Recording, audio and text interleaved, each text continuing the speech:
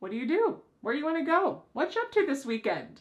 Ooh, could you answer these questions in English? In today's English lesson, you will practice speaking with me about 7 of the most common conversation topics in English. We will practice vocabulary, questions, sample conversation, plus you will have the chance to have a sample conversation, practice conversation with me too. Over the past year, I have made 7 Speak With Me lessons, and today I have combined them all in a very useful lesson where you can practice them for the next 2 hours. To help you never forget what you've learned, I've created a gigantic free PDF worksheet using all of the vocabulary, phrases, questions, sample sentences, and some challenge questions so that you can never forget what you've learned. You can download this free PDF worksheet with the link in the description. All right, are you ready to get started? We're going to be talking about these topics today. So drum roll, let's get started with the first one, weekend plans. Are you ready to learn the most important conversation question of all time? At least according to me. Is that question, what's your name? No. Is that question, will you give me money? No. Is that question, do you love me? No, no, no. The most important conversation question is, there's actually 2 parts. What about you? How about you?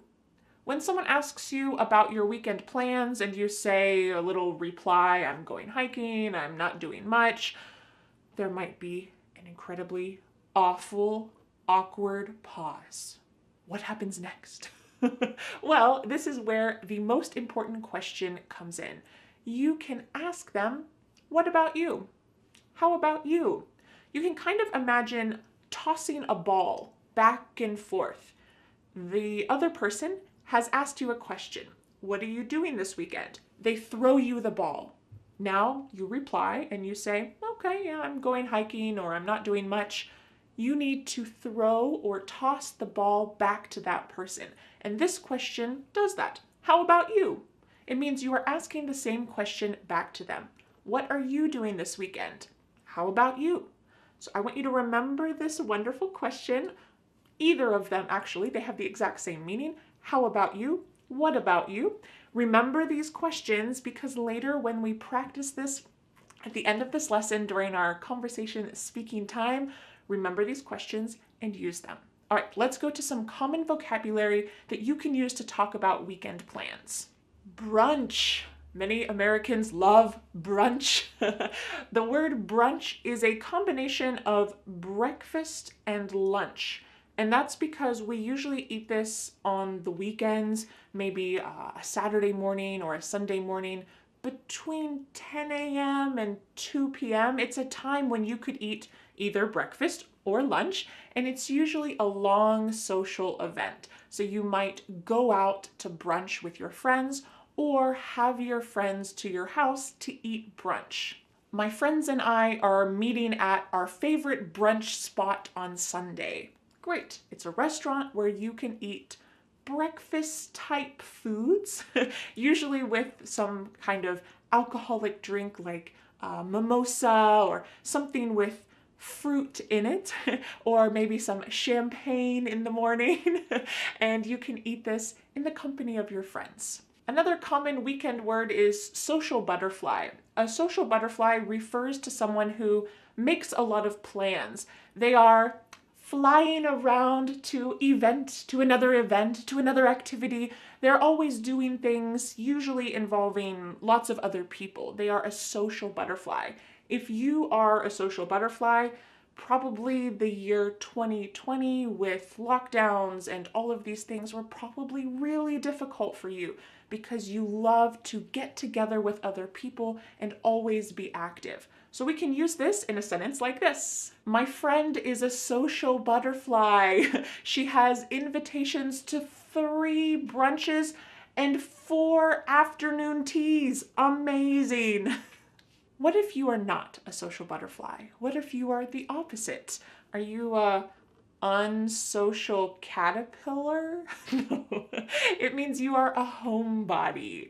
Your body likes to stay at home. I'm a homebody. She's a homebody. someone who enjoys just doing things slowly and staying at home. They feel most comfortable in a comfortable place at home. You could say, my friend is a social butterfly, but I'm more of a homebody. When I get together with friends, I would rather have dinner at my house and then play games here. I think this is kind of true for me personally. As I get a little bit older, I prefer these kind of intimate group settings. Instead of lots of people, I prefer just a couple friends at home, maybe having a bonfire outside, roasting some food or some marshmallows, and this kind of intimate setting. I enjoy doing activities at home more often than when I was a little bit younger. To stay in. Unfortunately, that has been probably a lot of our weekend plans for the past year, and it means that you're just gonna stay at home. It doesn't mean you're gonna do nothing. It just means you're not gonna go anywhere. I'm gonna stay in. You might say, it's supposed to be cold and rainy this weekend, so I'm just gonna stay in and read a book. Or I'm just gonna stay in and do some things around the house. To binge watch. This means that you watch a lot of movies or TV shows, usually back to back without stopping. So several hours, maybe you watch 4 seasons of a TV show in one day. This is binge watching. You are watching a lot. This expression comes from a term we usually use with alcohol, to binge drink. This means that you drink a lot of alcohol at one time. It's not a very healthy thing to do, but when we say to binge drink, that has that same idea, as you're doing a lot back to back. Or you could binge watch TV. So you might say, last weekend, my husband and I binge watched all of the Star Wars movies. This isn't true. When you have young children, you do not have time to binge watch TV. But you might say this about your life. I binge watched that new TV show that just came out. Our final expression that you can use to talk about your weekend plans is to catch up on some chores. This phrasal verb, to catch up on, is a beautiful phrasal verb that you can use to talk about some kind of necessary activity that you haven't done for a while, and now there's more and more and more, and you need to finish all of this. So we can imagine laundry, dishes, sweeping, cleaning, maybe some home repairs, tidying up, maybe even yard work. If you don't do those things for 1 week or 2 weeks, oh, there's so many you have to do. So that means you need to catch up. You need to do what you haven't done for a while. You need to catch up on some chores. And chores are just those activities that I mentioned: laundry, dishes, these necessary activities that involve cleaning up, helping to make your home a wonderful place to live. So maybe this weekend, you just need to catch up on some chores. You might say, I was so busy all week and finally I'm going to catch up on some chores this weekend. Maybe not very fun, but when your house is clean, it feels good. All right, now that we have some common vocabulary you can use to talk about your weekend plans, let's talk about some introduction questions that you might hear and that you can also ask other people. These have varying levels of reductions and fast ways that you will hear them, so I want to help you understand and recognize what other people are saying and also be able to use it. So let's talk about our first question. What are you up to this weekend? What are you up to this weekend? You might know the expression, what's up? This just means, how are you? So we're using that same word up to talk about what are you doing this weekend? What are you up to this weekend? But do you think that we usually say it like this? What are you up to this weekend? So clear, so lovely. No. Instead, we're going to reduce this a little bit, and then we can reduce it a lot more. Let's talk about that first one. What are you up to? What are you up to? What are? So here the word what and are creating a spoken contraction. Usually when we write, we don't write this type of contraction. It's only in spoken English, but oftentimes be verbs like are, is, will be contracted with a question word. What are you up to this weekend? What are you up to? We can reduce this a little bit further. What you up to? What you up to? What you up to this weekend? There are a lot of reductions happening at the beginning. What you up to? So here we have what are you being reduced to just watch. The ch is you, and what are has just been smushed together, and we can say what up to, what up to, what up to, what up to. This is really fast. If you say this slowly, what up to? It sounds really weird. So we only use this in really fast English. So if you're going to say this, it needs to be quickly and reduced and linked together. Most likely you're going to hear this. So I want to make sure that you can understand when someone says, hey, what you up to this weekend? What you up to this weekend? You can say, oh, Vanessa taught me that. I know what that means. What are you up to this weekend? Yes. So let's go on to our next expression where we're going to also reduce this a bit and help you to understand it. What have you got going on this weekend? What have you got going on this weekend? These all mean the same thing. What are you doing this weekend? But you might hear this expression with the word got. What have you got going on this weekend? When you actually hear this, we don't say it that clearly. What have you got going on this weekend? Wouldn't that be nice though? Instead, you're going to hear a reduction or a contraction of the first two words, just like we saw with the previous example, what of. So what and have are going to be pushed together. What have you got going on? That final G in the word going is going to be cut off and we'll just say going. So let's try to say that all together. You want to try to say it with me? What have you got going on? What have you got going on this weekend? What have you got going on this weekend? Do you think we can reduce this further? Oh yes. What do you got going on this weekend? What you got? Here at the beginning of what have you got is just really like you threw it in a mixing bowl, stirred it up, and threw it out on a cookie tray. Well, let's try to break it down so it's not quite so messy and complicated. At the beginning, we have what have you got? But it sounds like what. This is what have. What ya? Ya is you. What ya got going? Again, we're going to drop that G at the end of the word going. Going on. What you got going on? What? Notice what's happening at the end of the word what. Do you hear a clear T? What ya? What ya? Nope, that T at the end of the word what is going to change to a D sound. This is really typical of American English, where a T that's surrounded by vowel sounds is going to change to a D. It's called a flapped T, and it just kind of rolls off your tongue in a smooth way. What you got going on? Can you say it with me? What do you got going on this weekend? What do you got going on this weekend? All right, let's go to our last question. You doing anything fun this weekend? You doing anything fun this weekend? What's happening at the beginning of this question? Should there be another word? Yep. Are you doing anything fun this weekend? Are you? But the word are, it's on vacation. It's just gone somewhere. So we're going to start this question with the word you. You doing anything fun this weekend? It kind of makes the question seem a little more casual and less like an interrogation or like you're asking someone out on a date. It's just a casual question. You doing anything fun this weekend? But we can reduce this question.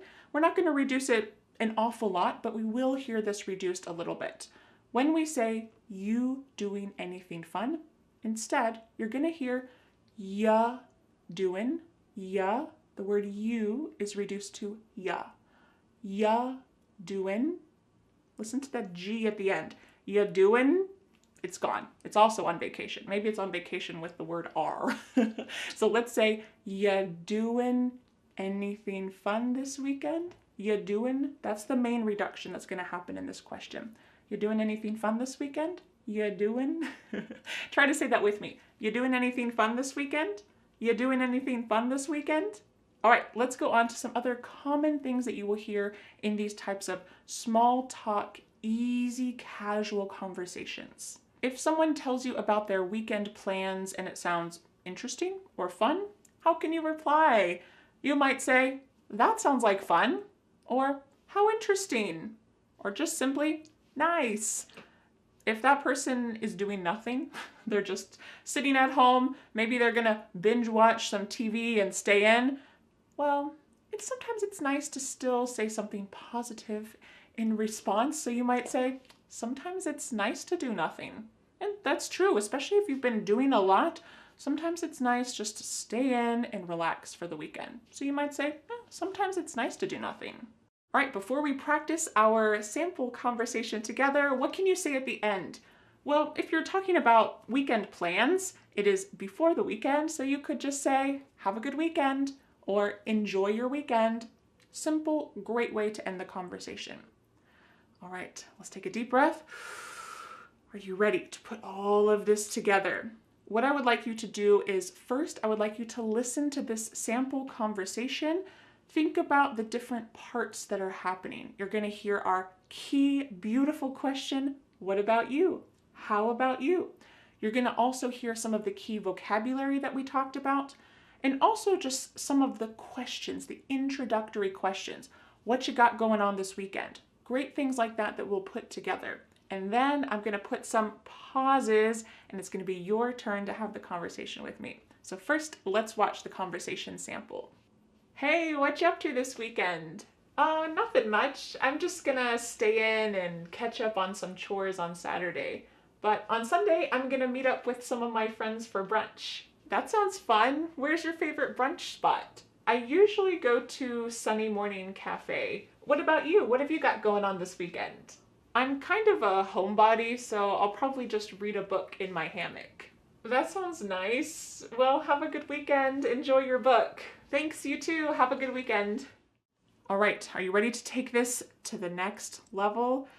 I'm going to be asking you a question and then pausing, and I would like you to reply in that pause. Take a moment, tell me about your weekend plans. You can do it. Let's go. Hey, what you up to this weekend?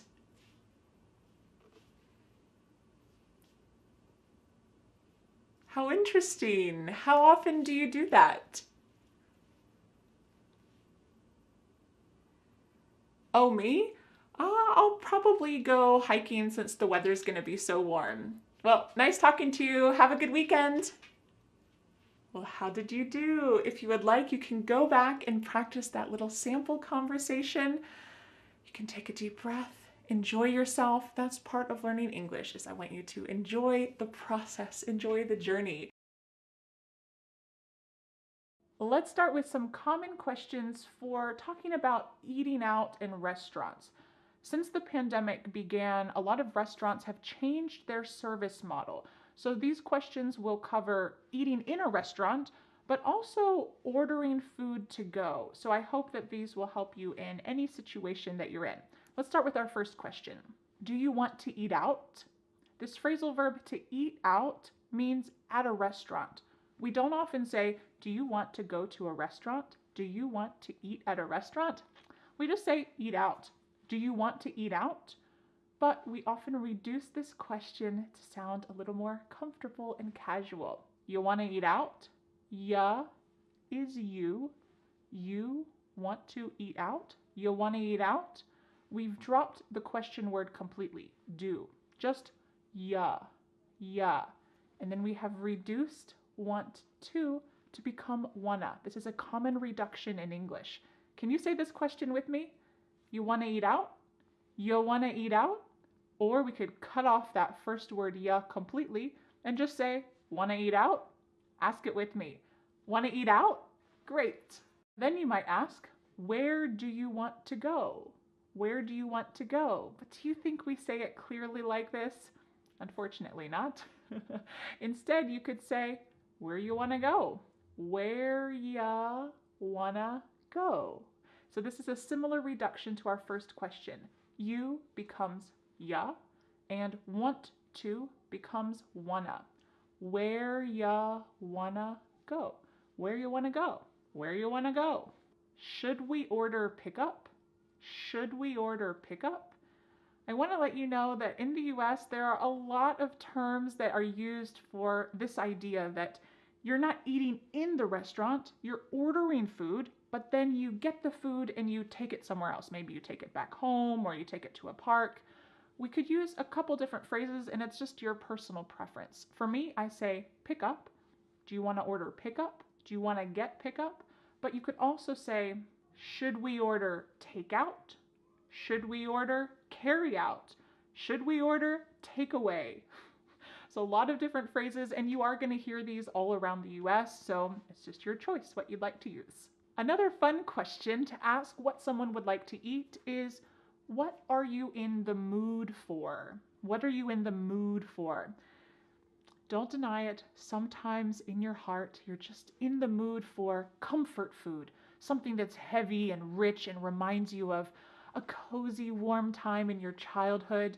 Maybe it's not very healthy, but you're in the mood for comfort food. Or maybe you're in the mood for something light. So you want a salad or sushi, something light. So this idea of what are you feeling like you want to eat? But we often reduce this question, and instead of saying, what are you in the mood for? We might say, what you in the mood for?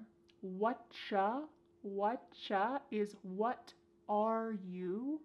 Whatcha in the mood for? Here the word you has been reduced to cha. Cha. This is extremely common in spoken English that the word you gets changed up in a lot of ways. We already talked about one of those, ya, and this is another, cha. What you in the mood for? What you in the mood for? Or we could reduce this even further. What you in the mood for? What you in the mood for? This is extremely reduced, but notice what's happening. What are you in the mood for? The word are is gone, and the word you has been reduced to ya. So when we link together what and you, it's super fast. What are you in the mood for? What are you in the mood for? You don't want to say this reduction slowly. What are you in the mood for? Now, we can say it like that to practice for this lesson, but when this is in daily conversation, it's really fast. That's the purpose of a reduction. So do you think you could say this with me really fast? What are you in the mood for? What are you in the mood for? What are you in the mood for? Great. All right, let's talk about some common answers to these questions so that you can be prepared and ready. When someone asks you, what are you in the mood for? You might say, let's order in. How about some option? How about pizza? Let's order in. This is another phrase for talking about bringing the food back to your house. You don't want to get all ready and then go to the restaurant, or maybe you don't feel comfortable doing that. So you might just say, let's order in. How about pizza? This expression, how about, is a great way to give a suggestion. This is excellent in professional situations. Hey, how about if we try this marketing plan? Or it's great for informal situations to give a suggestion about something you want to eat. How about pizza? What do you think about that? Sometimes this question is reduced and it sounds like this. How about pizza? How about pizza? The first A in the word about is gone. It's just missing. So we say, how about pizza? Can you say that reduction quickly with me? How about pizza? How about pizza? Great. Or you could say, I'm feeling tacos. Does that sound good? So you're giving your opinion. You'd like to eat tacos, but you also want to know what the other person wants. So you use a great question. Does that sound good? But we often reduce this a lot. So let's take a look at the first reduction. You might say, I'm feeling, cutting off that G, I'm feeling tacos. How's that sound? How's that sound? Instead of how does that sound, you can say, how's that sound? How's that sound? Can you say that quickly with me? I'm feeling tacos. How's that sound? I'm feeling tacos. How's that sound? Great. We can also reduce it and switch it up a little bit. I'm feeling tacos. Does that sound okay? I'm feeling tacos. That's what I want, but I want to know your opinion. Does that sound okay? reduces to does that sound okay? Does that becomes that. Does that sound okay? Does that sound okay? Can you say it with me? I'm feeling tacos. Does that sound okay? Great question. Because a lot of restaurants have changed over the last year, and you never know when a restaurant might be closed, it's a good question to ask, is Ted's Cafe open? I would love to go there. Is some restaurant open? I would love to go there. There's a little way that we can reduce this question. Take a look at this. Is Ted's Cafe open? I'd love to go there. The word would becomes I'd. I would, I'd. So you can say, is Ted's Cafe open? I'd love to go there. Can you say it with me? Is Ted's Cafe open? I'd love to go there. Great. In the US, a lot of restaurants are having outdoor seating. So you could say, let's go to Louis, a restaurant named Louis. Let's go to Louis and eat lunch on their patio. Eat lunch on their patio. This is like an outdoor dining area. It's really nice when restaurants have this because sometimes you don't feel like eating at home, but especially with kids, if you don't feel like confining them inside a restaurant, or maybe you don't feel comfortable doing that, if a restaurant has a patio, it's much more informal feeling, and it's kind of a nice spur of the moment thing to do. A great expression that you can use is, let's grab a bite at Louis. Let's grab a bite at Ted's Cafe. To grab a bite is usually a quick meal. It might be lunch. Usually it's not dinner because it's pretty quick, but it might just be a short experience. It's not a long dinner. It's not a big to-do. Let's grab a bite at Ted's Cafe because I have to go somewhere later. Let's grab a bite at somewhere else. Can you say that with me? Let's grab a bite at Ted's Cafe. Let's grab a bite. Our final answer to the question, what you want to eat, is I know a place, or I know a spot that has great pasta. I know a place that has great pizza. I know a place. You could leave this simple and just say, I know a place, come with me. But if you want to be a little less mysterious, you could just say, oh, I know a place that has great pasta, come with me, and you've got to try it. Okay, this is kind of maybe an unknown restaurant location that not many people know about, and it's a great phrase to use. Oh, I know a place that you're gonna love. Excellent. Are you ready to practice these? First, I would like you to watch the sample conversation between my husband and I as we talk about where we want to eat, what we want to eat. Think about those phrases, notice the phrases that we use, and then after that, you're gonna have a chance to speak out loud and practice it yourself. Let's watch the sample conversation. Hey, you want to grab lunch? Sure, but I only have time for a quick bite before my soccer game. What sounds good? How about pasta? That sounds great. How about I call it in, you pick it up, and we'll picnic in the park before my game starts? That sounds great. I know a place that's close by and has great tomato sauce. All right, now it's your turn. I want you to use these phrases that you've learned. I'm going to ask you a question. We're going to have a little conversation together. It's your chance to speak out loud. So I'm going to ask a question and pause. Wait for your answer. No matter where you are around the world, I will be listening to you. So please take this opportunity to speak and use what you've learned. If you need to repeat this section again and again, do that. It's a great way to gain confidence as you speak. Are you ready? Hey, I'm hungry. Let's grab lunch. What you in the mood for? Oh, that sounds good. Do you know a good place? Oh, that sounds good. Do you want to eat there or get takeout?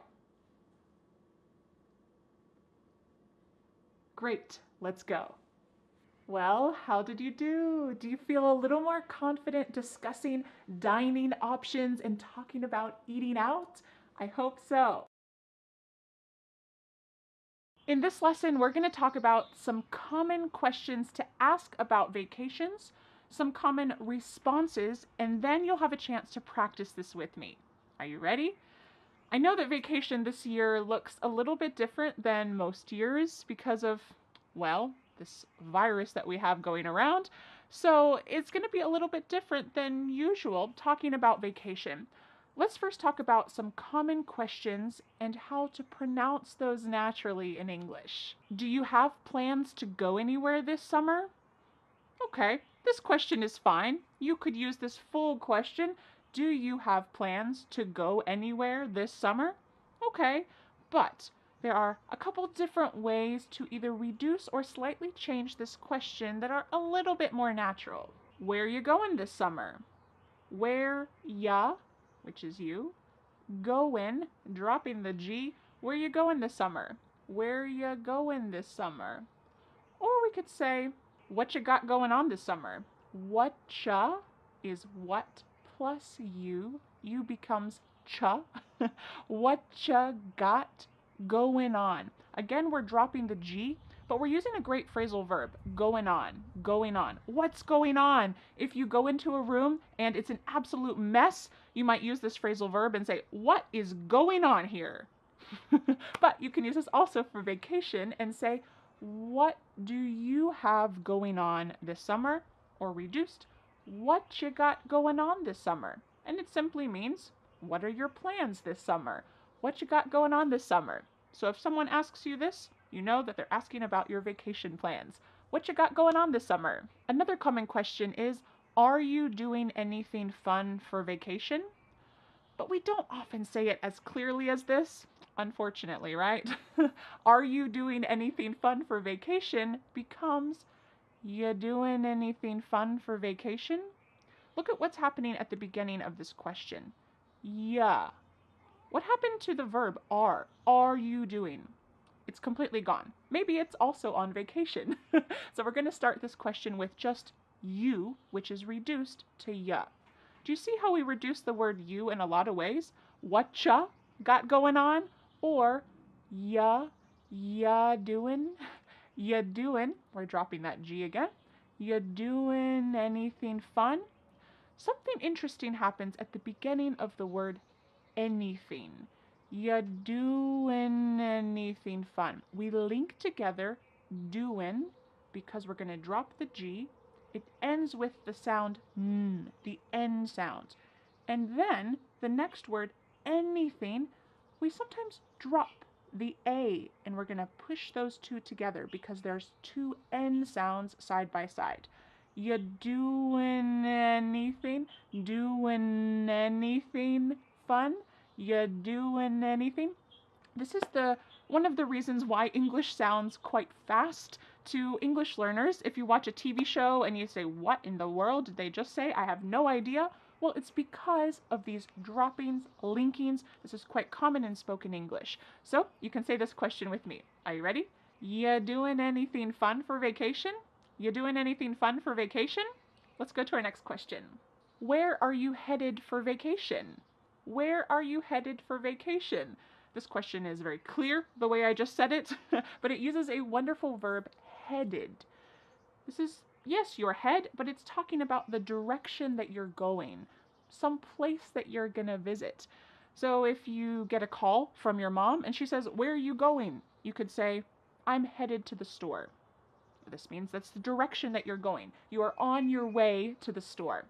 But we can reduce this a little bit and say, where ya, does that sound familiar? Where ya headed for vacation? Where ya headed for vacation? We could substitute the end of this for vacation and just say, where ya headed this summer? Where ya headed this summer? Where ya headed this summer? Do you notice that a great way to sound a little bit more fluent in English is to reduce the word you? We've talked about a couple different reductions, but a very common one is ya. Where are you headed this summer? Where are you headed for vacation? Great. Before we go on to some common answers that you can use to answer these questions, let's talk about something very important. The most important conversation question you will ever know is, what about you? How about you? We talked about this in the part 1 video I made, Speak With Me, about your weekend plans. Well, these two questions are essential. If you don't remember anything else from this video, please remember, what about you? How about you? We use these if you can imagine a ball. I'm holding the conversation ball, and when I ask you, how about you? Boom, I pass the ball to you. it is your turn to answer the same question. So if you ask me, where are you headed for vacation? And I say, not really anywhere. I'm staying home. What about you? I pass the question back to you. This is a great way to continue a conversation, so make sure that you keep that locked inside your memory because we're going to be using that a little bit later in this lesson where you're going to use these conversation questions and answers to practice speaking with me. All right, let's go to some common answers to talk about our vacations, especially in this world that we're living in this year. Because a lot of us would love to go on vacation and see the world, but we probably needed to change our plans a bit this summer. Let's talk about some realistic answers to these questions about where you headed this summer, what you got going on for vacation. Let's talk about some realistic answers. I'd like to go to Europe, but I think I'll take a road trip around the US instead. This is using a great sentence construction. I'd like to, but. So first we're talking about your dream, the ideal dream, and then we're talking about what you're really doing. I'd like to go to Europe, but I think I'll go on a road trip around the US instead. Or you could say, I'd like to go to a family reunion, but we had to postpone it. Okay, the ideal is going to the family reunion, getting together with all of your family members, but the reality is that you had to postpone it or delay it for another time. This is the reality. I wish that I could go on a cruise, but that's not happening right now, so I guess I'll order a pizza and go to the pool. Here again, we're talking about the dream and then the reality. You can make that reality special for you. It doesn't need to be too disappointing, but it's not your dream, your ideal dream. I wish that I could go on a cruise, but cruises aren't happening right now. I wish that I could. That's a great introductory phrase. I wish that I could go to a music festival, but it was canceled. So I guess I'll make a playlist and listen to music and dance in my backyard.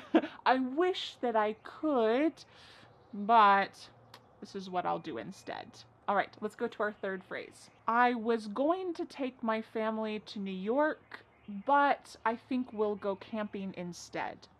Using this phrase, I was going to, talks about a plan that you had. Usually a real plan that you had. It's not just a dream.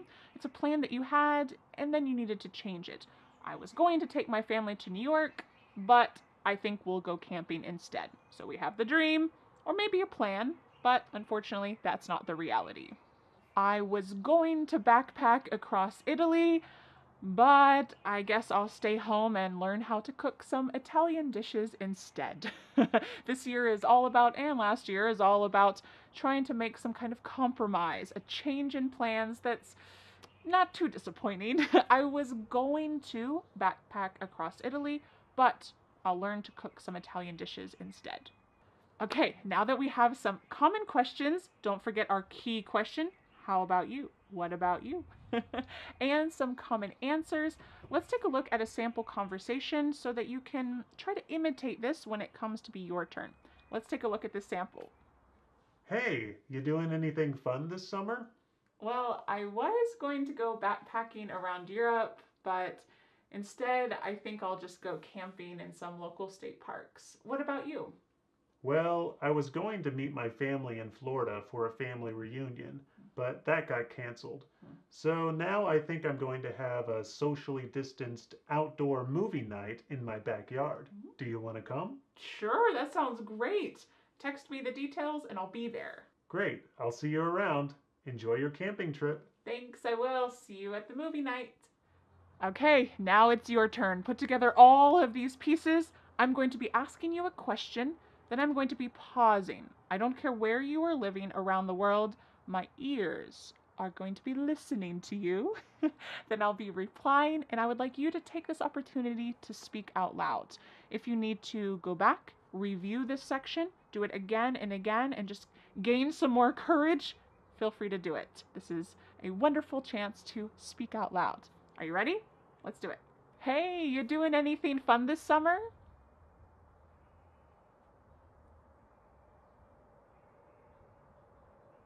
That sounds like fun. Have you done that before?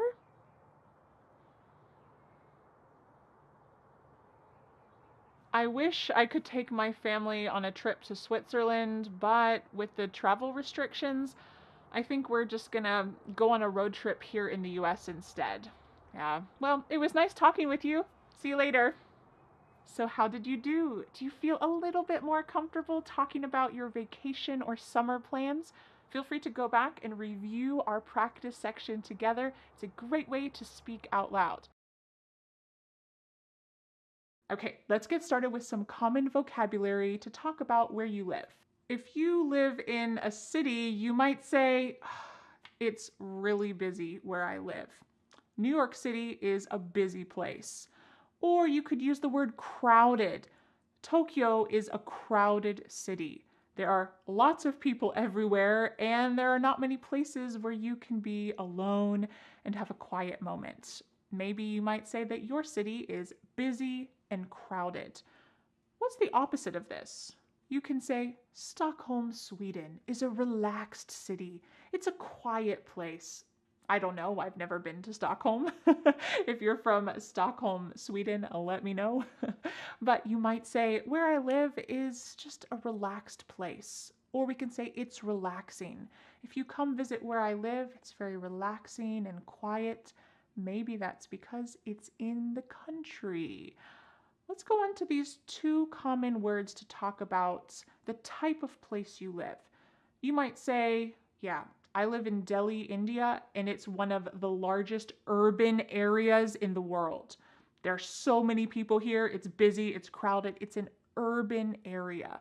And this means it's the city. It's quite busy, it's crowded, it's an urban area. There's not many trees, not much nature.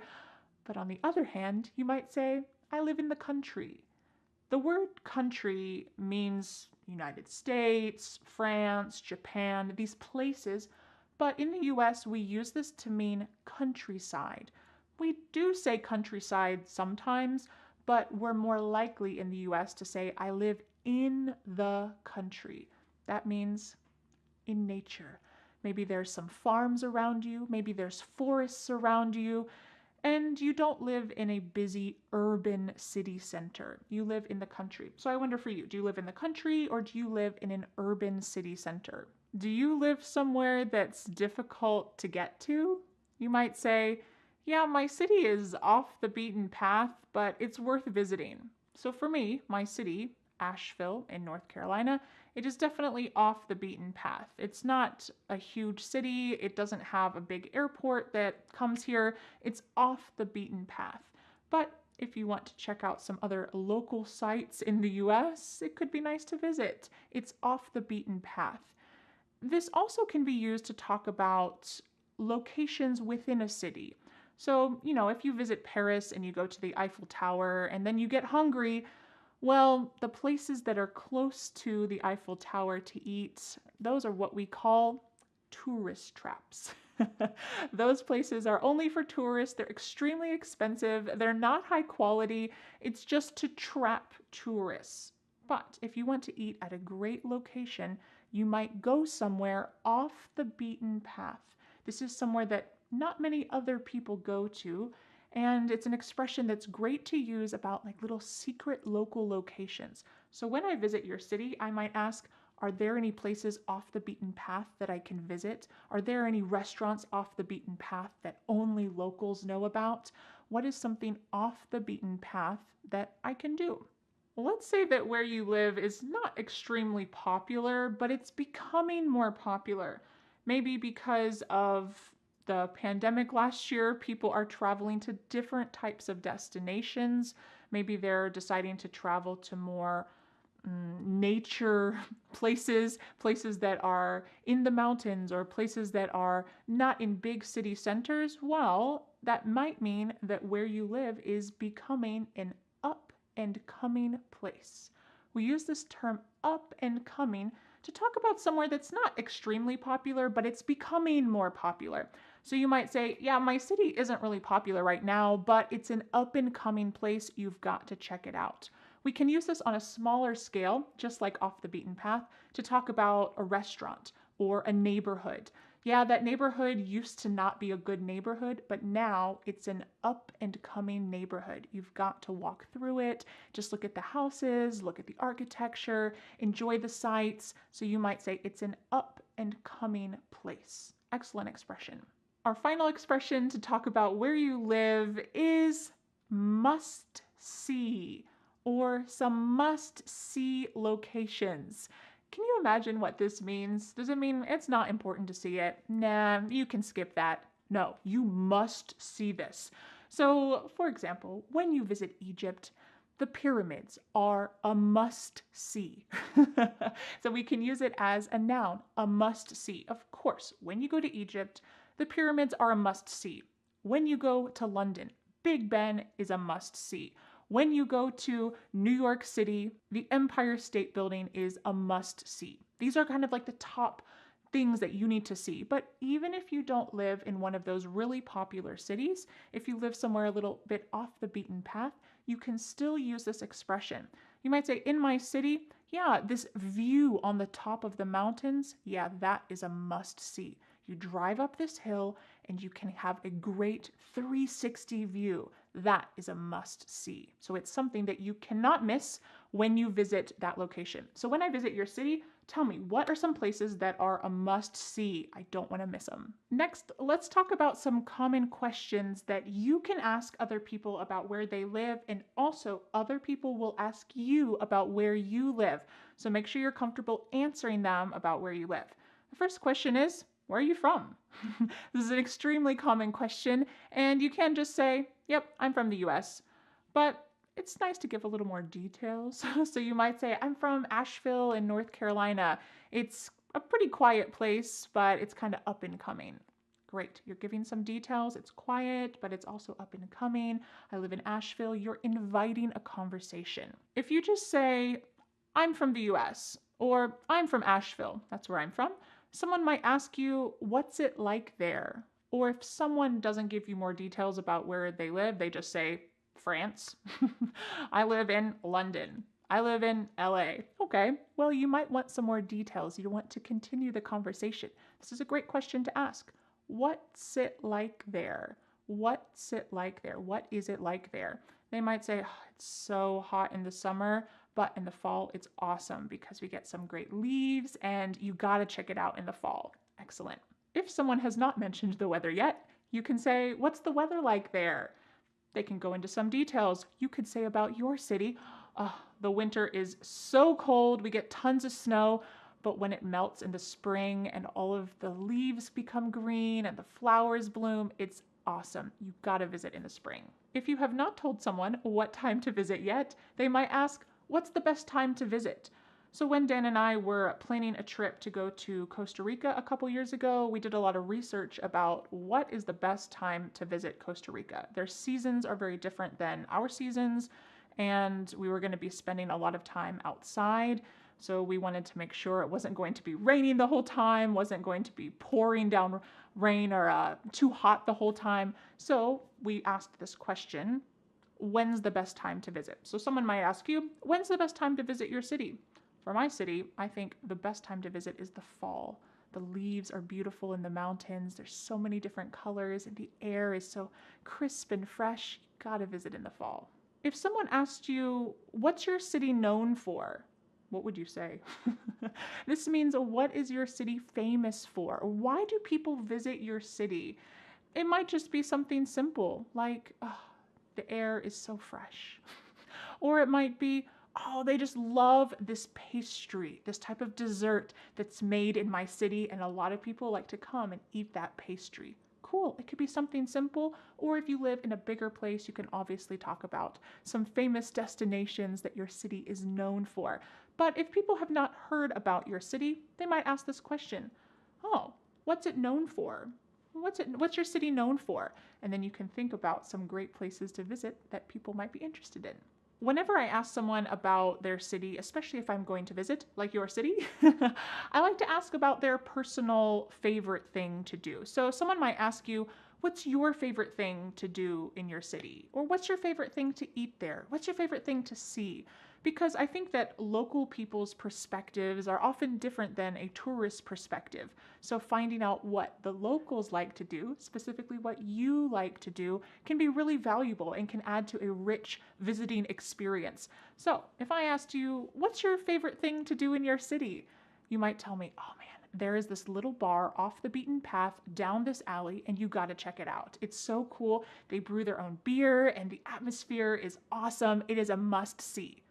Great. I bet that my trip to your city would be a lot more amazing because of that information. So make sure that you have some ideas that you can tell other people about your city. Our final question is a little more broad. Someone might simply ask you, what do you recommend?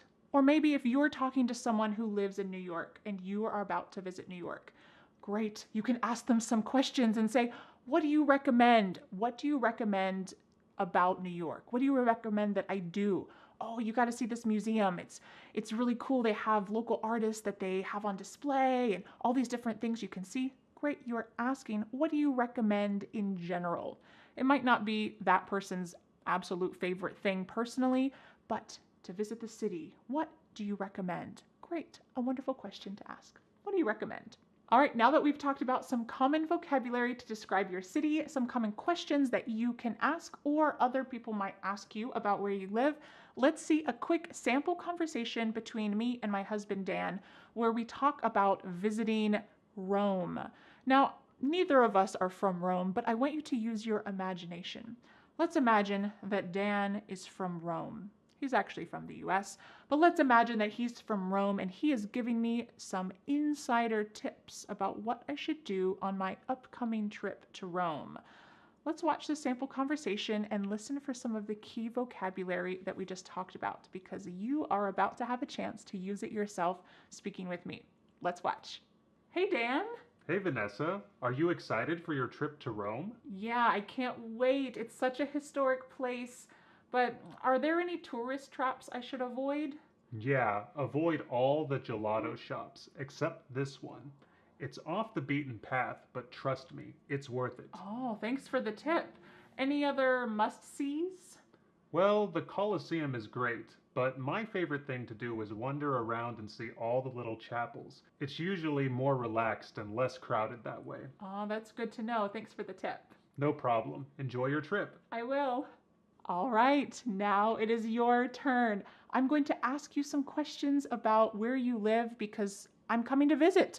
I need to know what it's like. I'm going to ask you some questions and then I will pause. I will be listening to you wherever you live around the world. I will be listening. So please speak out loud. Use the expressions that you've learned, and I can't wait to learn more about your city. Are you ready to get started? Hi, I'm taking a vacation to your city and I can't wait. Tell me, what's the weather like in the summer? I need to know what I should pack.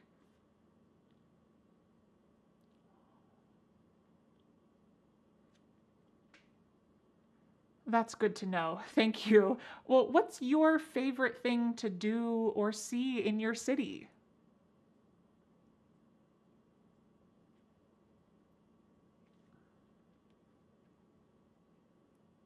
Wow, that sounds really interesting. So I gotta know, are there any tourist traps that I should avoid when I go?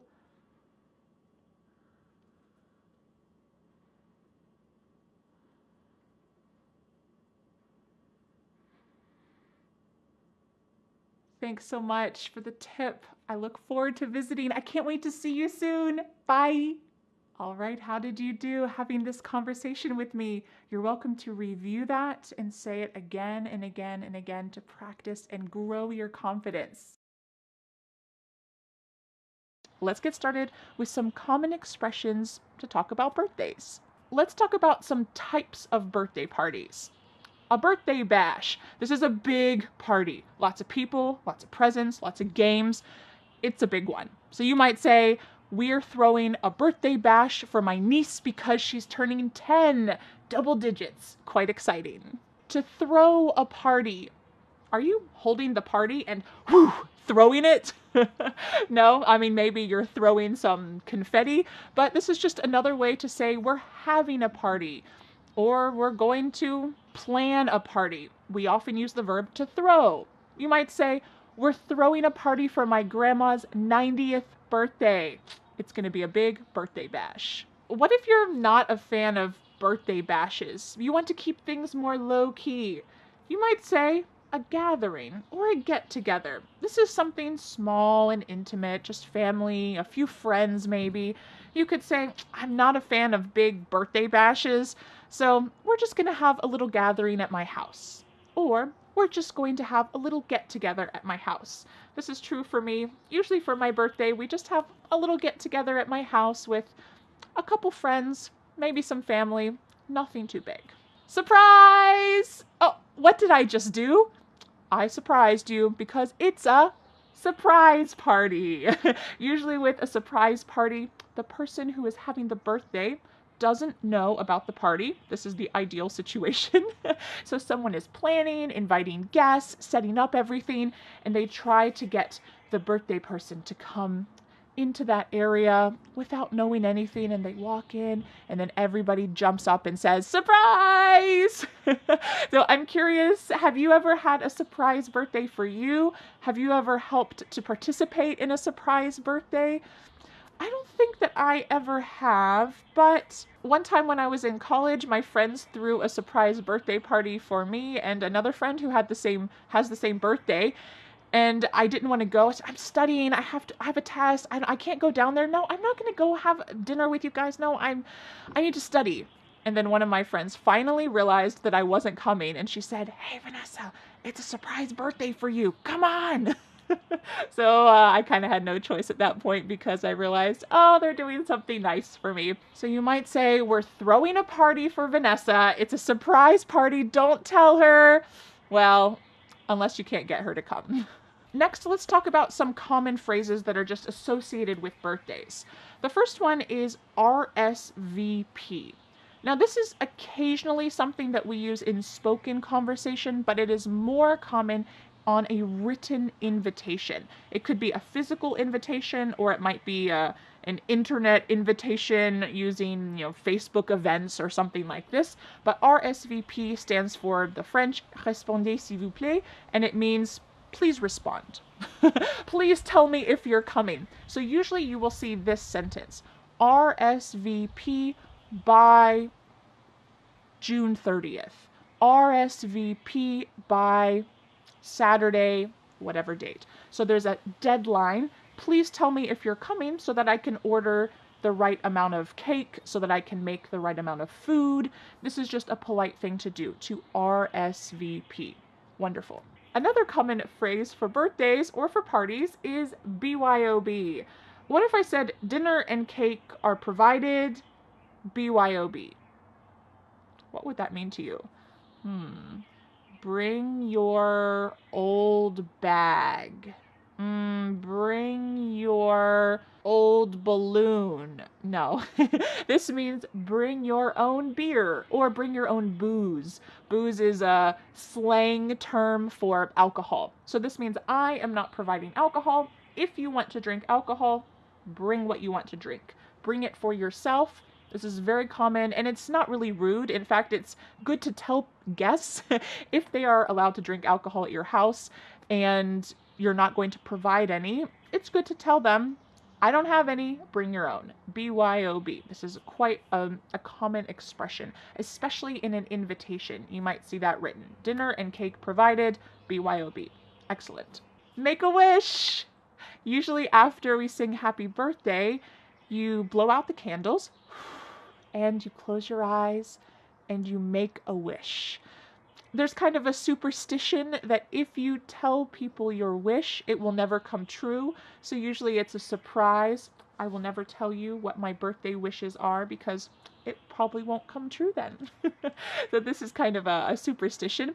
But you might say, after I blow out the candles, I'm going to make a wish. But often you will hear people say this. So after they sing happy birthday and you blow out the candles, someone will say, all right, make a wish. And they're telling you this is the time to make a wish. This sometimes happens at children's parties more often, that someone will say it. So they're reminding their child, this is the time to make a wish. Close your eyes and make a wish. Don't tell anyone. So this is a fun little tradition, I would say. a goodie bag. This is like a little plastic bag of, in my opinion, usually junk that is given to all of the kids at a children's birthday party. I'm not a big fan of goodie bags because they're usually made up of junk. It's stuff that comes from the dollar store, and parents feel some kind of social pressure to give out a goodie bag at their child's birthday party. But usually those things just end up in the trash. So for me, I would rather do a craft at the birthday and the children can take home the craft. Or maybe there's an extra cupcake and the children can take home a cupcake. This seems a little bit better to me. I think that the idea of a goodie bag is falling out of tradition a bit, but there's still a little pressure to give something to your guests. This is only for children's birthdays, to give something to your guests. A sweet 16. If I said, I can't believe your daughter is already old enough to have her sweet 16. How old do you think that she is? 16 years old. For some reason, 16 is a big number. I think this is because this is when you can get your driver's license in the US. So it's usually just for girls. I hate to say it, but usually teenage boys who are 16 years old aren't usually labeled as sweet. Maybe that was just my experience when I was a teenager. But usually a 16-year-old girl might have a sweet 16 party. And this is a big birthday bash to celebrate turning 16. The next big birthday is turning 21, and this is for anyone, boys or girls, and this is a big birthday because you can finally legally drink alcohol. So a lot of people will have a 21st birthday party with their friends where they get to go to a bar, or they go to a pub, or they go to a brewery or a restaurant, and they get to drink alcohol in public. That's not to say that nobody drinks alcohol before 21, but usually your 21st birthday is kind of a symbol of, now I am an adult. There you go. After 21, you have to wait a long time for your next big birthday. If I said, oh, I don't feel that old, but somehow I'm already over the hill. What do you think over the hill means? Well, the average lifespan is about 80 years. I think now it's a little bit more than 80 years old. But what is halfway? 40. So this birthday is a little bit dark, a little bit depressing, but we say that when you turn 40 years old, you are over the hill. And anytime after 40, if you don't want to tell someone your age, you can just say, I'm over the hill, or I'm way over the hill, because you are past the peak of life and now you're just going down the other side. Very sad.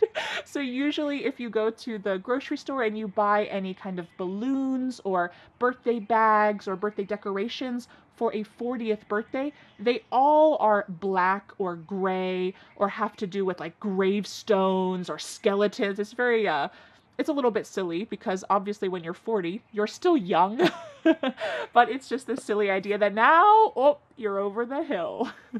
Our last birthday expression before we get to some common birthday questions is a trip around the sun. This is just another fun way to say that you're 1 year older. So if somebody is having a birthday, you could tell them, congrats on another successful trip around the sun. They have successfully gone around the sun one more time, which is 1 more year. Congrats on a successful trip around the sun. You did it. All right, let's go on to some common questions that you might get asked on your birthday, or you could ask someone else on their birthday.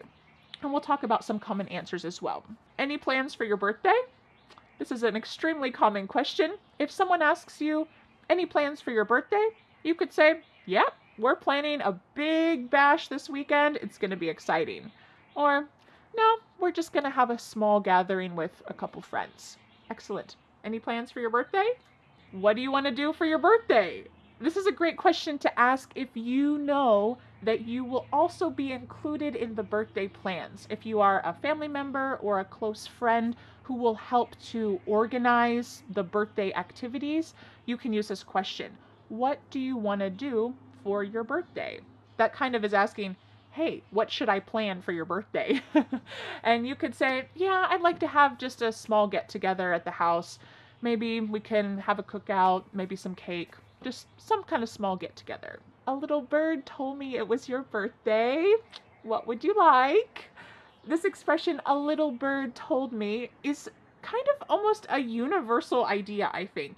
A lot of languages have this concept of hearing something from a little bird. You're not saying who told you, but you're just saying, a little bird told me that it was your birthday or that your birthday is coming soon. Do you have this type of expression in your native language? It's a great one to use for birthdays. You could just say, a little bird told me it's your birthday. What would you like? You're asking for a present idea. What kind of present should I give you? And an answer to that could be, yep, my birthday is coming up on Saturday, but instead of a present, I'm asking that everyone bring some kind of food or drink to the party. Okay, you don't need presents, you don't need more stuff. You're just asking that people bring food and drinks to your party. Simple, and it's a good way to give at a party and participate. How old will you be? Or maybe if it's on someone's birthday, oh, how old are you now? Don't ask an adult this. I would say after the age of 21, usually it's not a good idea to ask someone, how old are you? Or how old will you be?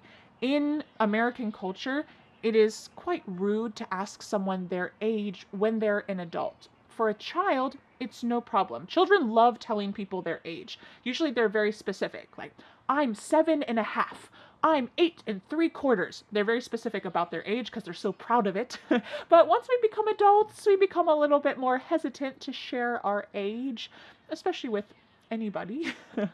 And it's not required in social circumstances to say your age. So I recommend asking, how old are you now? Or how old will you be, only to children.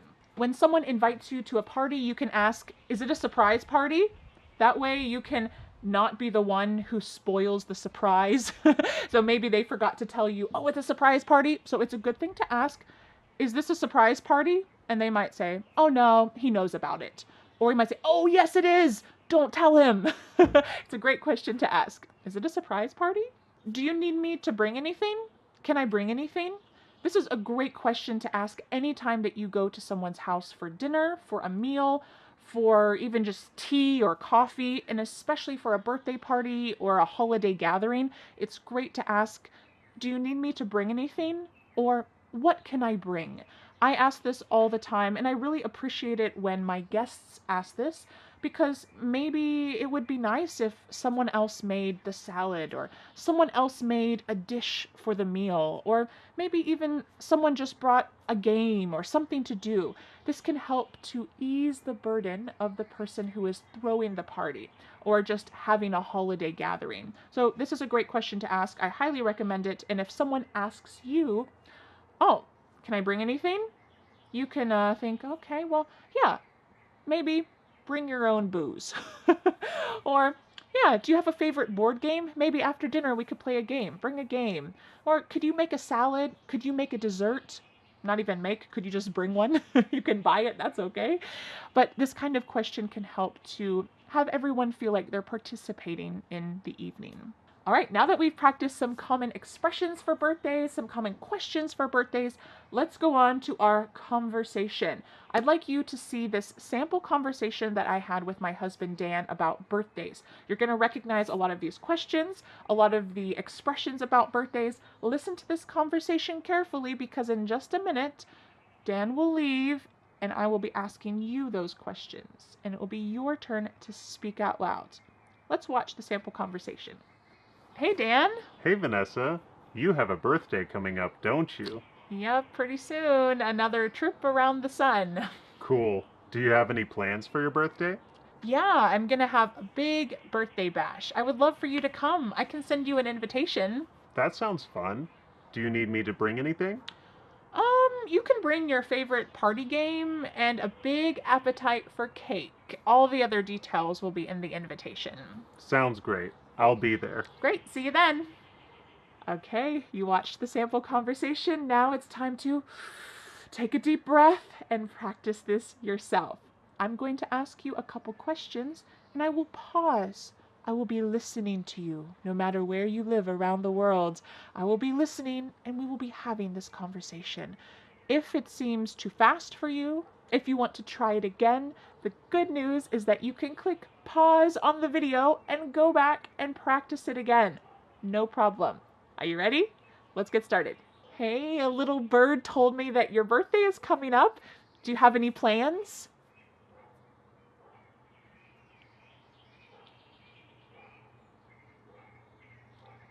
That sounds like fun. Is it a birthday tradition or is that something new?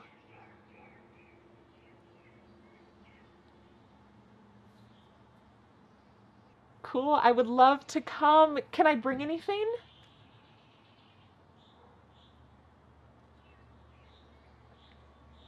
Great, I'll be there. I can't wait to celebrate another trip around the sun. So how did you do with this little sample conversation? I hope that it was a good challenge for you and it helped to boost your confidence speaking in English. That is the goal. You can always go back and review this. Let's learn some common vocabulary about animals and pets. Let's start by describing you. Can you describe yourself? I'm an animal lover. This means you love all kinds of animals. You might say, ever since I first visited a zoo as a child, I have been an animal lover. I just love all animals. Or if you would like to be a little more specific, you could say, I'm a cat person. I'm a dog person. Usually we keep it to cats and dogs, but you might say I'm a horse person. Does that mean that you have a cat head? I am a cat person. No, this just means that that is your preferred pet. You like cats. So for me, if you've been watching my English lessons for a while, you know I am a cat person. I've never had a dog, but I feel like I relate more to cats. I get along better with cats and I feel more comfortable with cats. But maybe for you, you might say, I'm a dog person. I would rather have a dog. Or maybe you have this unfortunate situation. You are allergic to dogs. Or maybe you might say, I'm allergic to cat fur.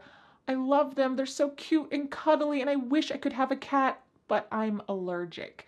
If your eyes start to get red and your nose starts to run, maybe your throat hurts, that's a bad sign. It means that you are allergic to some kind of animal. Maybe you can take some simple medicine and you'll be fine, but sometimes it's a bigger problem than that and you just can't have a cat. You can't have a dog.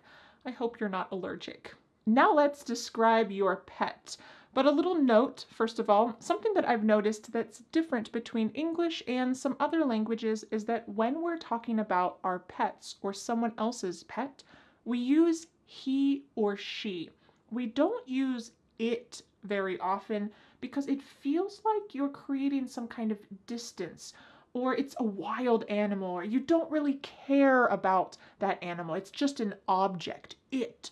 So for example, if I'm going to tell you about my cat, little spoiler, I have a cat, I might say, she is a Siamese cat. If I say I have a cat, it's Siamese, it's okay. And you will hear this occasionally, but it's more common to hear he or she. She's a Siamese.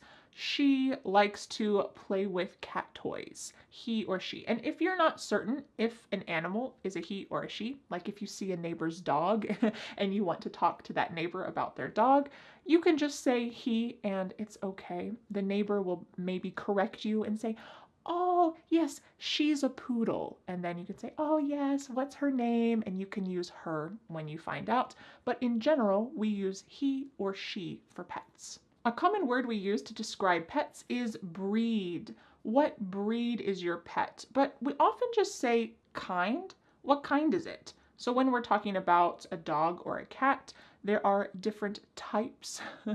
So I already mentioned my cat is a Siamese cat.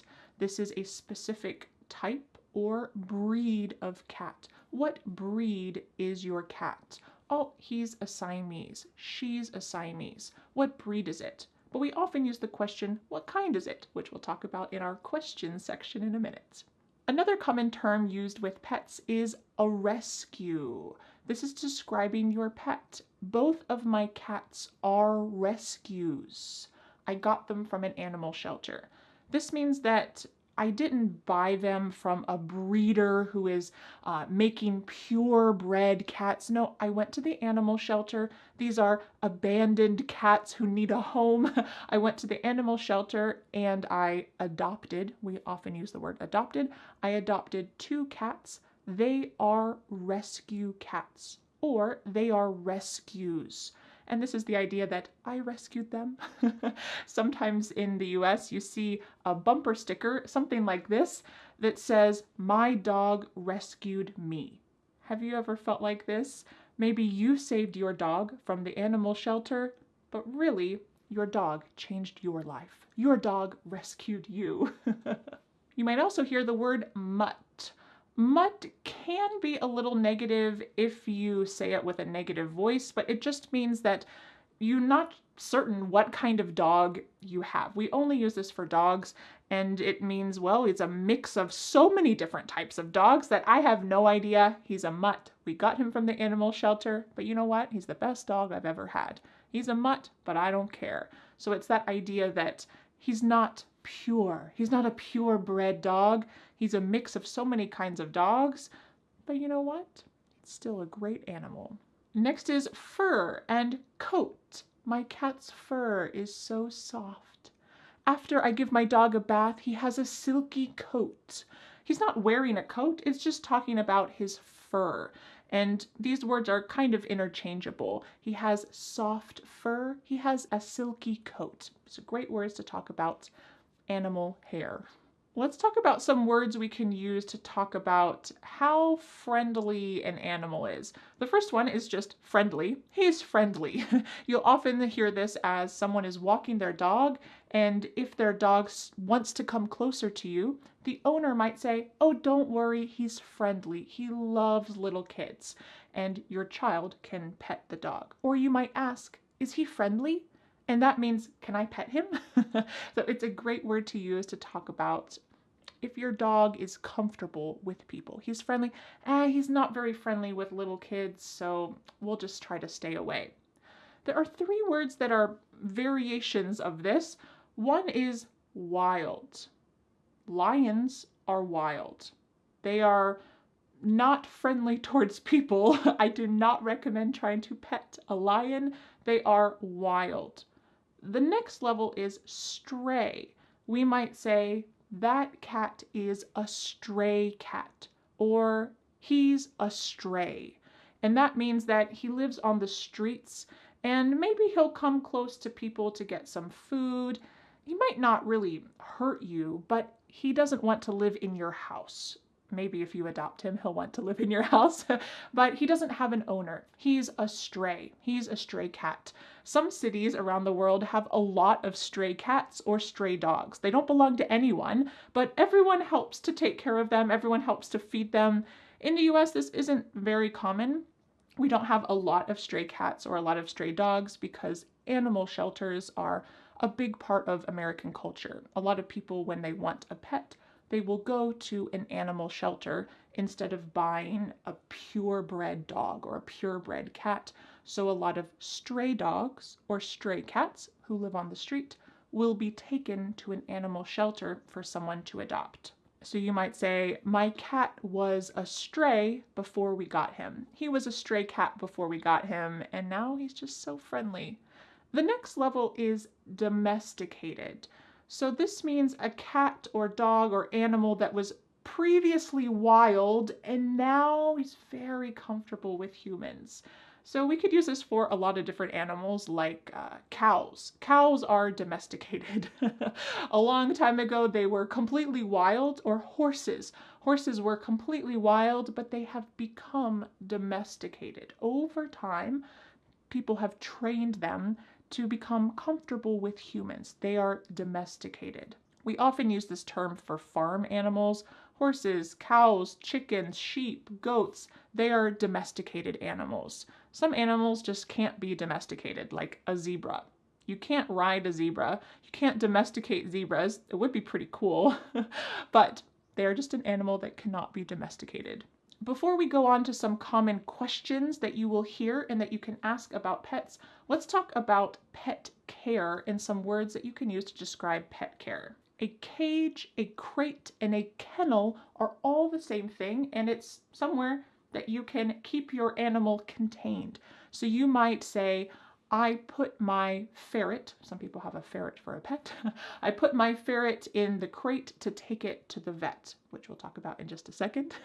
But it's a type of box where you will keep your animals, maybe to transport them somewhere or maybe just to help them feel safe and comfortable. We have a big kennel for my dog to help him feel comfortable when guests come over. He goes in there and he feels comfortable, and then when the guests leave, he comes out and feels very safe. A collar and tag.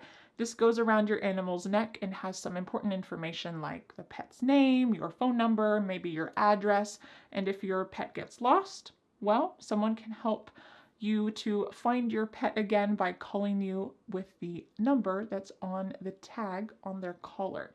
A collar is also useful because you can attach a leash to the collar. Sometimes this is called a lead.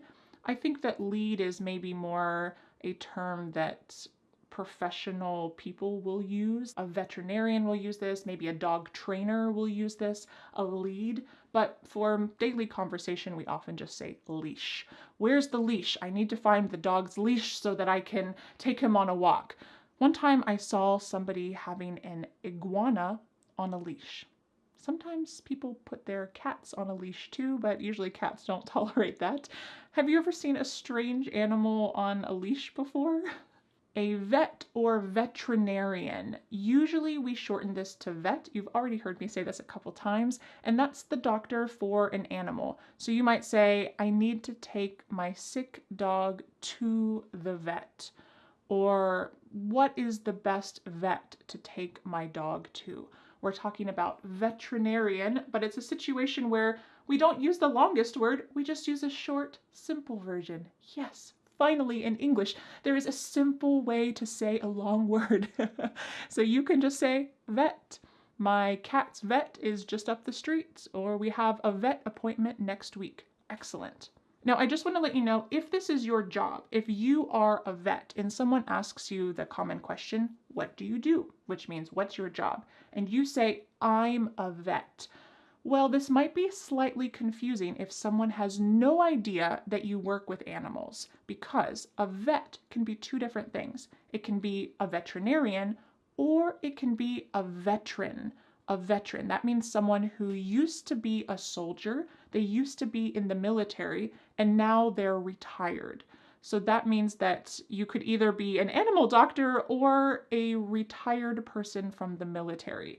So if someone knows that you work with animals or that you're a doctor, if you say, oh, I'm a doctor, and they ask, what kind of doctor? You could say, I'm a vet.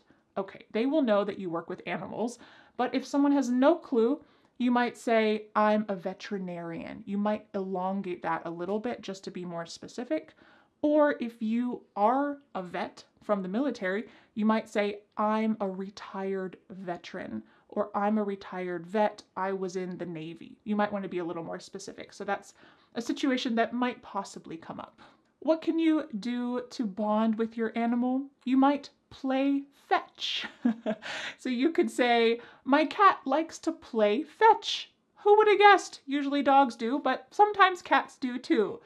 Or you could just say this word to your dog. So you have a stick, you throw the stick, and your dog runs after the stick. You could say, fetch boy, fetch, fetch the stick. So you're telling him, you're giving him a command about what he should do. Get the stick and bring it back to you. This kind of fun game. Or we might just pet your pet. Ooh. So this word can be used as a noun, as we've been talking about it. I have 9 pets. But what is this? Gently touching your pet. This is the verb to pet.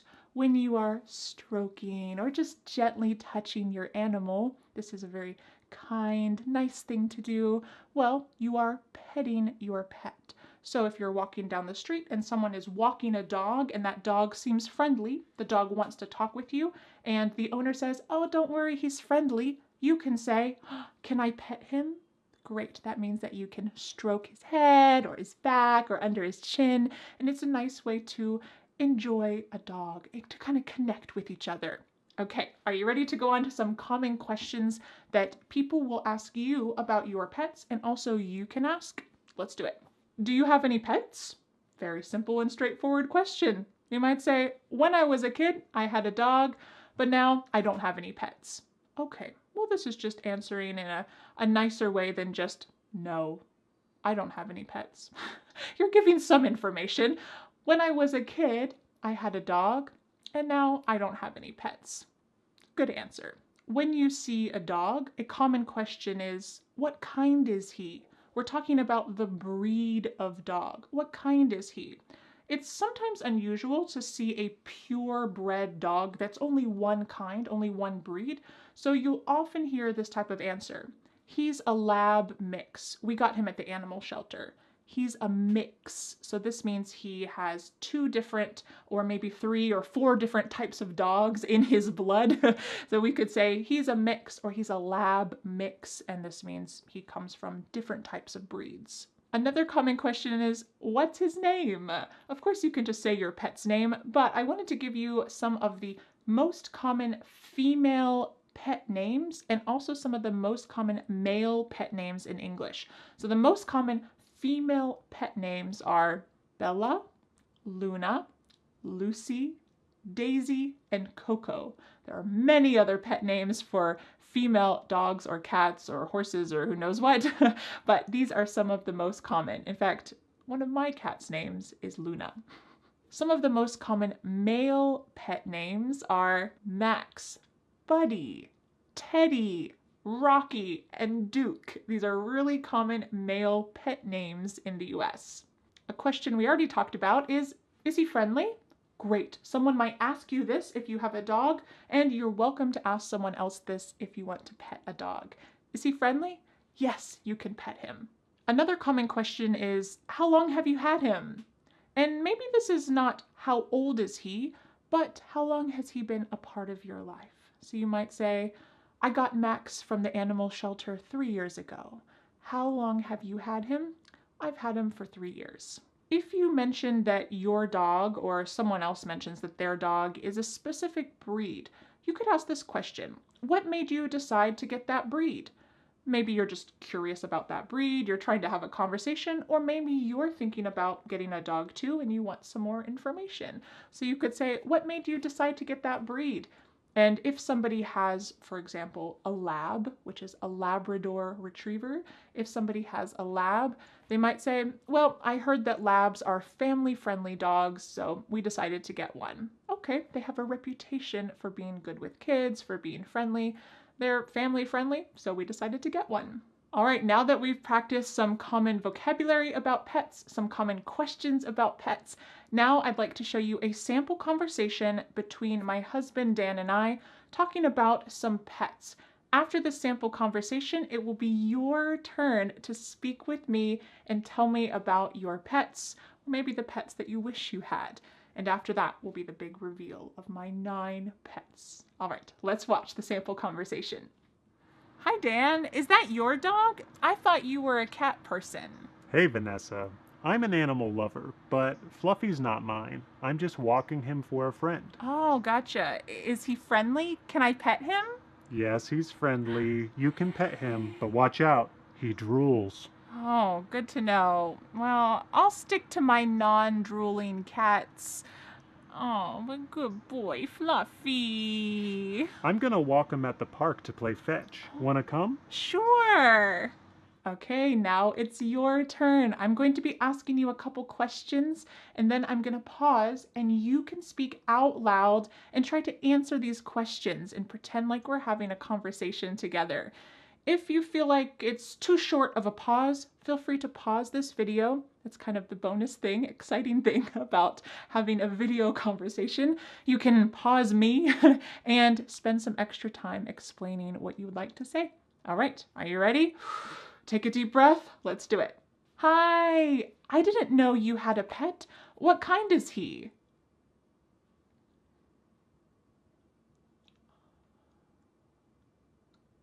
Interesting. How long have you had him?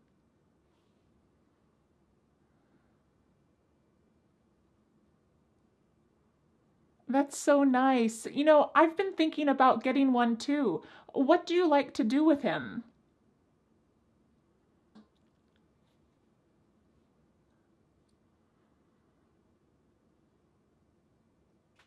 Thanks for your help and nice to meet you.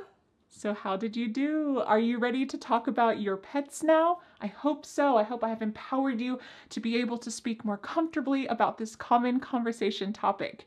And now, drum roll, it's time to meet my 9 pets. Are you ready? This is Pippin. He's a tuxedo cat. This isn't a breed, but it just describes his coloration. And this is Luna. She's a Siamese, but we got them both from a shelter, so she's probably not a purebred Siamese. And my other 7 pets are chickens! They're only 2 months old, but aren't they so big? Unfortunately, we have to wait until October until they start producing eggs. I can't wait. My husband Dan built their coop, that's the little house where they live, and this area is called the Run. It's a safe area for them to be outside without getting eaten by wild animals, we hope. We got them when they were 1 day old. Look how cute they were. This is a new adventure for us to have farm animals, but I can't wait to get some fresh eggs, and it's a great thing to do with kids.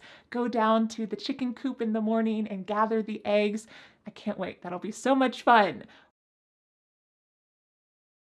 All right, let's get started with some common vocabulary about jobs. The first category have to do with employment. We'll talk about unemployment later.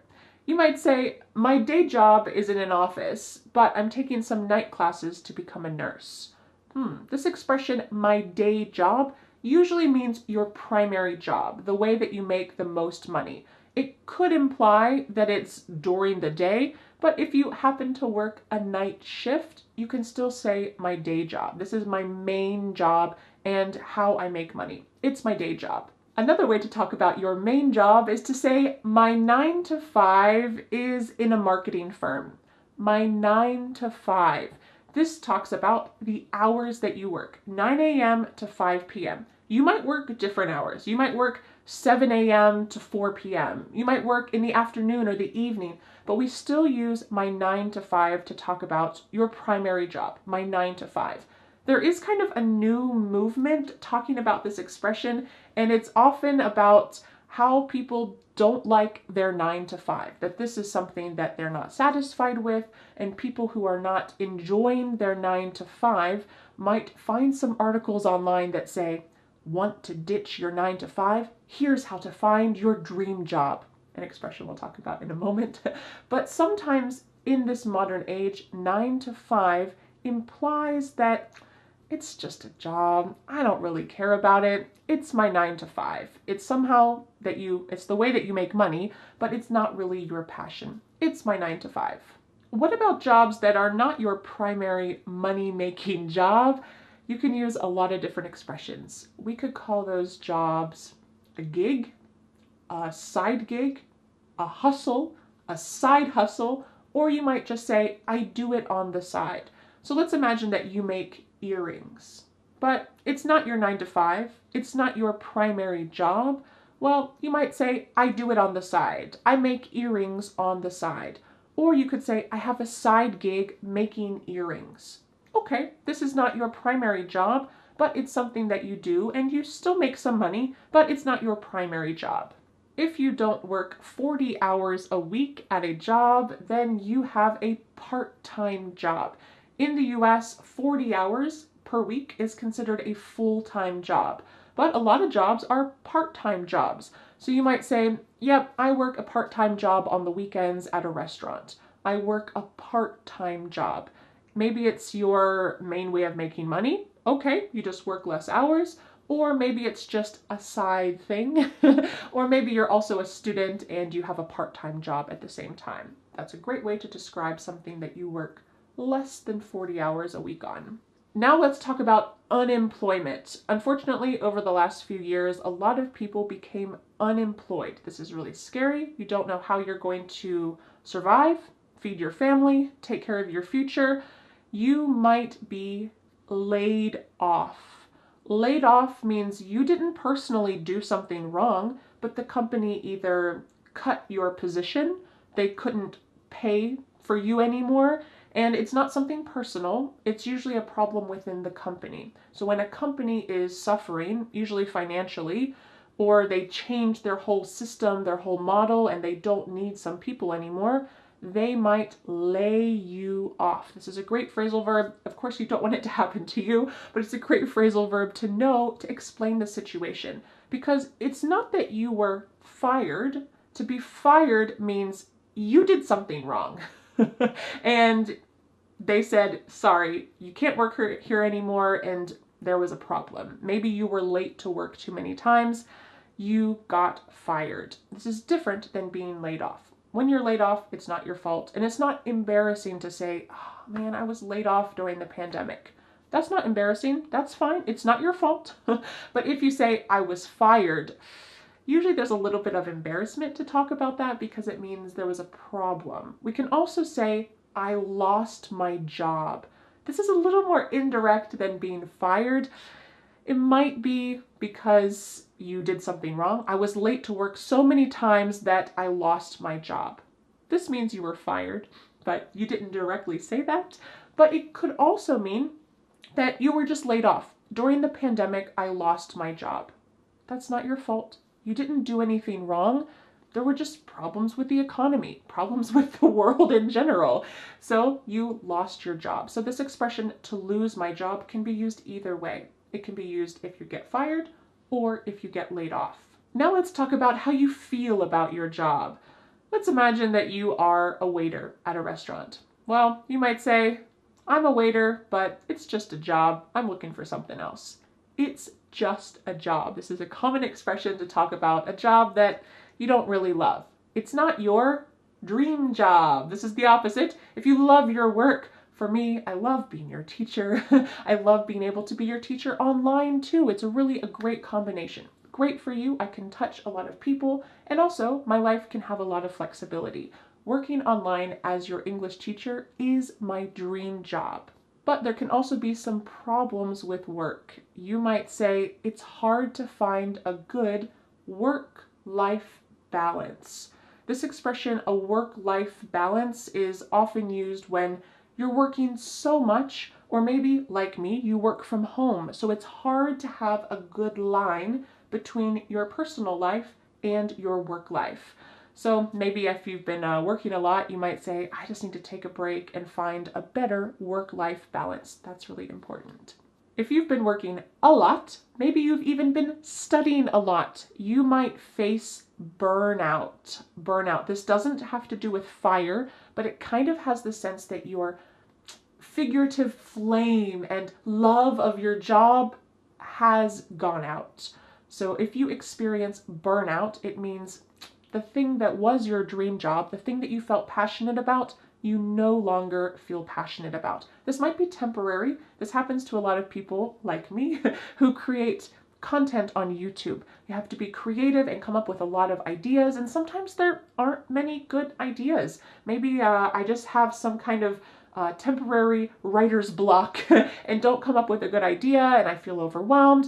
Well, that might mean I am burnt out. I am experiencing burnout, or we might say I'm burnt out. I'm burnt out on my job. I've been working for 12 hours a day for the last 3 weeks. I'm burnt out. I need a break. I hope that you can avoid this before it gets too serious, but it's something that's really common if you are working too much or if you're studying too much. Now let's talk about 4 common phrases for describing your job. And just a little note, a while ago I made this video, 100 jobs in English. So if you would like to learn how to pronounce your personal job, or if you would like some more information about specific jobs in English, you can check out that video and get some more details about that. But let's talk about 4 common phrases to talk about what you do. You might say, I am a teacher. I am a doctor. I'm a healthcare worker. I'm a construction worker. I'm a designer. Whatever you might be, I am. But we could also say, I work in plus a field. I work in education. I work in healthcare. I work in business. I work in marketing. So here we have a general term. It doesn't talk about your specific position, but it's a common expression used when you're describing your job. I work in education. Maybe you're not specifically a teacher. Maybe you help to create a curriculum, or maybe there's something that's a little complex that you don't want to explain. You might just say, I work in education. Cool. You could also talk about the company you work for. I work for Amazon. I work for Google, especially if this is a well-known company, even if it's just well-known locally. This is a common expression you might use. Yeah, I work for Samsung. I work for Duke Power, which is the power plant in my city. If I said this to somebody who lived in France, they would have no idea what I was talking about because this is a local business. But if I said that to someone locally, they would understand exactly. So it's kind of all about the context here. What if you have your own business? What if you run your own business? You can use that expression to run. For me, I run my own business. We could say, I run an online education business. Well, that means that I teach online, but it means I'm the CEO, the boss. I wear all the hats. I run a business. So we could use this for a lot of different situations as long as you're the entrepreneur, you're the one who's in charge of the business. I run a business. Before we get to our sample conversation, of course, we need to talk about some common job questions. This is essential for daily conversation because usually these are the questions we use in small talk. So that's why this topic is really important to know about. One of the most common small talk questions after you say, hey, my name's Vanessa. Oh, nice to meet you. What do people say next? What do you do? What do you do? The full expression for this is possibly, what do you do for work? But we often just say, what do you do? And this doesn't mean, I'm sitting here right now talking to you. What are you doing right now? This means, what's your job? What do you do? So you might use one of those expressions we talked about earlier and say, oh, I work for Google. I work in marketing. Awesome. What do you do? Or what do you do for work? When you tell someone what you do, if they are a good conversationalist, they might ask more questions. Or you could ask this question too. What's that like? What's that like? So you're asking about their experience. What's it like to be a nurse in the hospital these days? Well, you might say, well, I like the doctor I work for, but it's just been really intense lately and it's not my dream job. I really want to be a photographer for foster animals and help them to find a new home. That's what I would love to do. I'd love to get into photography. Okay, well here you just answered the question, what's that like? With a lot of juicy details that can further the conversation more. So when you ask someone, what's that like? If they give you some details, don't miss that opportunity. You can pull any of those details and say, oh, you like foster animals?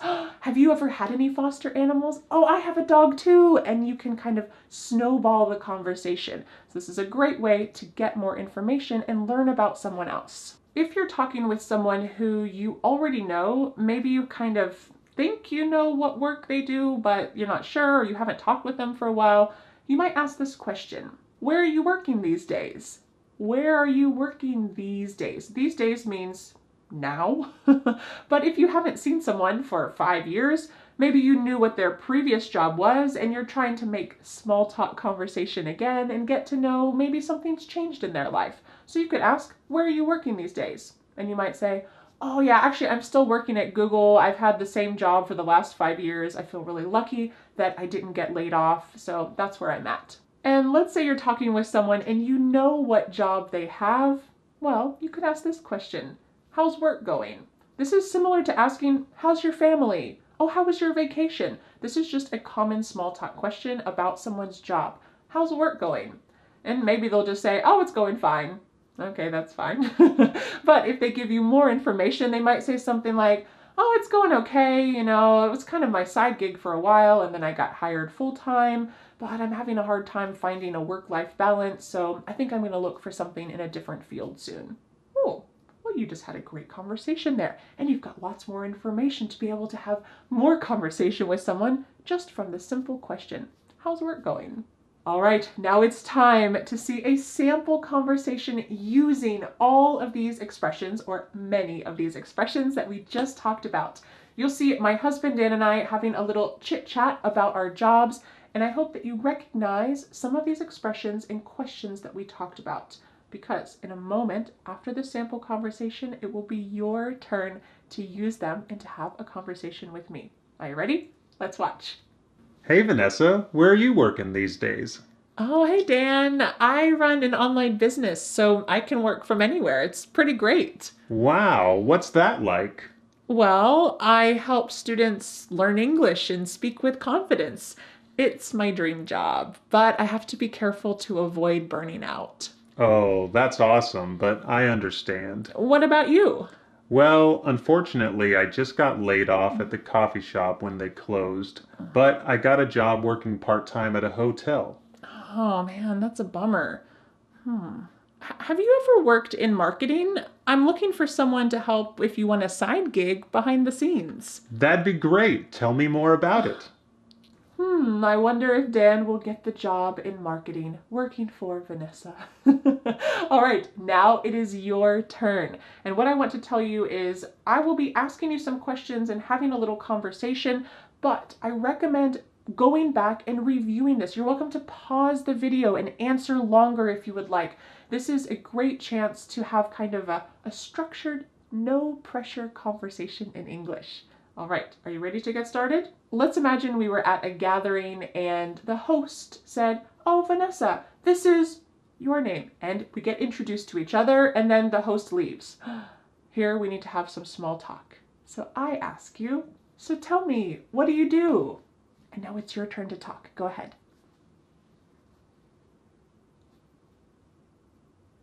And what's that like? Do you enjoy your work?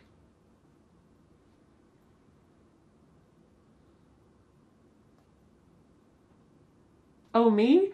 Oh, I run an online English business where I teach English online to students around the world. It's really my dream job. I feel pretty lucky. Well, good luck with your work. I'm so glad to meet you, and I'll talk to you later. Bye. How did you do? Did you have a chance to speak out loud and practice with me? Feel free to go back and review that last segment or this whole video as many times as you would like to boost your confidence, because when you have small talk in English, you will absolutely encounter this conversation topic. So how did you do? Do you feel more empowered to talk about your city or your weekend plans and much more? I hope so. Don't forget to download the free PDF worksheet for today's lesson. There is a link in the description. Never forget what you've learned. Make sure you download that free PDF. And thank you so much for learning English with me. I will see you again next Friday for a new lesson here on my YouTube channel. Bye. The next step is to download the free PDF worksheet for this lesson. With this free PDF, you will master today's lesson and never forget what you have learned.